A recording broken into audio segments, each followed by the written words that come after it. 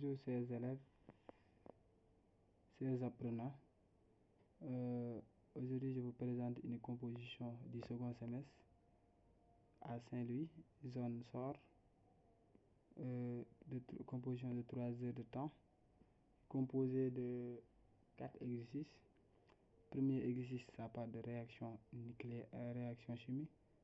Deuxième exercice, ça parle de solution aqueuse. On a partie A, on a partie B, on a exercice 3 qui parle de équilibre autour d'un axe delta. Et on a une autre partie, la partie exercice 4 qui est composée de 3 parties, partie A, partie B et partie C, qui parle d'électricité, la partie électricité au niveau de la physique. Maintenant ici je vais corriger dans cette vidéo la partie 1, exercice 1 et exercice 2 partie A seulement. Et dans une autre vidéo je vais revenir sur le reste.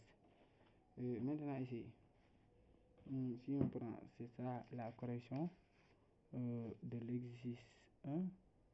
On a, oui, la correction ça commence ici, exercice 1. On a dit, j'ai recopié l'équation. Après on a dit définir la réaction chimique. La réaction chimique c'est une transformation de deux molécules ou bien de un ou comment dire, plusieurs molécules en d'autres corps de nature différente. C'est ça la réaction chimique. Ici on nous demande vérifier que les réactifs sont mélangés dans les propositions stéréométriques. Si vous recopiez l'exercice, on a dans les conditions, ça veut dire qu'on va calculer les nombres de moles. Les nombres de moles est égal à masse sur masse molaire. Donc on calcule la masse molaire, on trouve 166, on calcule masse sur masse, on trouve 0,25 10 puissance moins 3 moles. Ici on calcule le nombre de moles de I2, ça veut dire que le nombre de moles des réactifs, on a deux réactifs. On calcule le nombre de moles, on trouve la masse molaire c'est 200 qui, on calcule le nombre, on trouve 0,25 10 puissance moins 3. Donc on trouve que les nombres de moles sont égaux. Les deux nombres de moles sont égaux, donc les réactifs sont dans les proportions stéréométriques. Troisième question, on a dit calculer la masse théorie du produit. Du produit C6H6O6. La masse, on va utiliser le bilan. D'après le bilan, on a un nombre de moles de C6H8 O6 égale à nombre de moles du produit égale à 0,25. Maintenant ici on a masse égale à nombre de moles fois masse molaire. Donc ici on remplace, on calcule la masse molaire, on trouve 174. Maintenant après avoir la masse, on peut calculer, après avoir la masse molaire, on peut calculer la masse, on trouve 4,35 mg. Parce qu'ici le nombre de moles là, on devait avoir 10 puissance moins 3. C'est pourquoi on trouve ça en milligrammes. Petit 4, on a dit déterminer le rendement. Rendement c'est masse obtenue sur masse théorique, le tout fois 100. On remplace, on trouve le rendement égal à 92. On peut écrire essentiellement égal à 92. Exercice de la partie A. La partie A, on a demandé de calculer C0. Cet exercice-là, cette question-là, je ne pense pas que beaucoup d'élèves vont trouver ça au niveau de la composition. On a dit quoi? Montrer que ce C0 là égal à 8,6.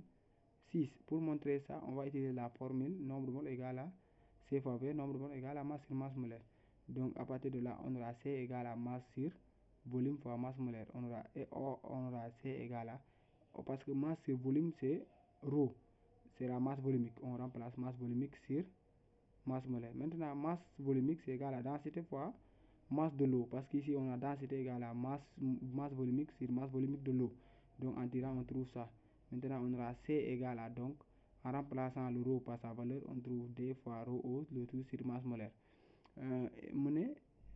Après on a dit il renferme 25 pur, ça veut dire que le quotient de pureté c'est P. Si on note ça P, donc on aura P égale à cette concentration c'est la 0 là, c'est cette concentration multipliée par P, le tout divisé par 100.